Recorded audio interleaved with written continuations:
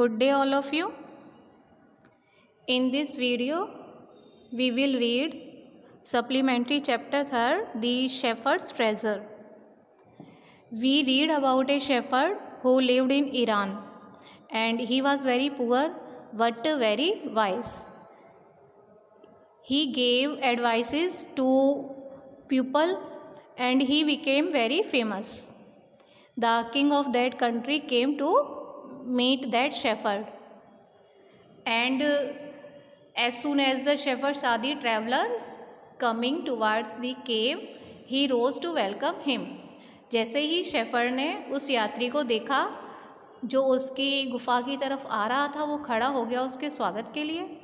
He took the tired traveler inside the cave, gave him water to drink and share of his own meal.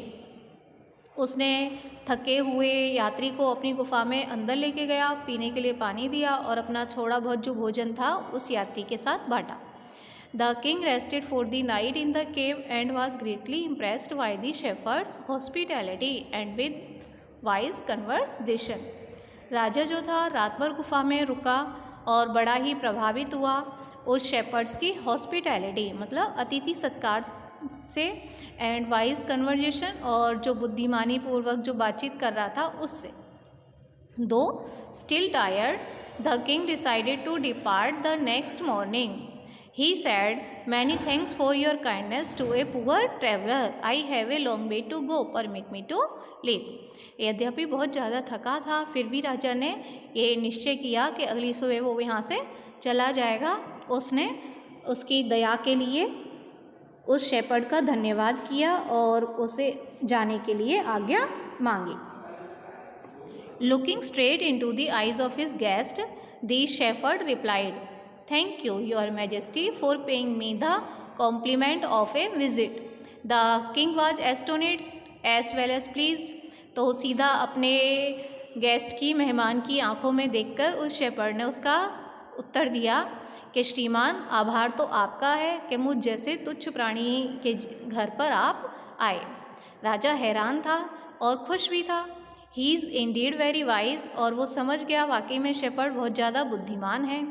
He thought to himself, I need people like him to work for me, and the king appointed the humble shepherd the governor of a small district. राजा ने निर्णय लिया ऐसे बुद्धिमान व्यक्ति तो मेरे साथ होने चाहिए, तो इसलिए उसने उस विनम्र शेपर्ड को एक छोटे से डिस्ट्रिक्ट का गवर्नर बना दिया. Although he rose to power and dignity, the shepherd remained as humble as ever. People loved and honored him for his wisdom, sympathy and goodness. He was kind and just to one and all. His fame as fair and wise governor soon spread throughout the country. यद्यपि अब जो वो shepherd था, अब उसके पास बहुत ताकत आ चुकी थी, डिग्निटी, बड़ा सम्मान मिल चुका था उसे, लेकिन फिर भी वो पहले की तरह विनम्र बना रहा. पीपल जो थे उसका और भी ज़्यादा सम्मान करते थे, उसे प्रेम करते थे, उसकी विजडम के लिए, बुद्धिमानी के लिए, उसकी दया के लिए और उसकी अच्छाई के लिए. वो जैसे पहले सबके साथ न्याय करता था, जस्ट था, ऐसा ही वो अब भी था.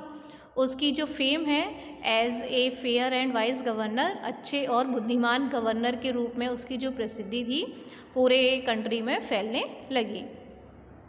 Now the governors of other provinces grew terribly jealous of him and began to talk to the king against him.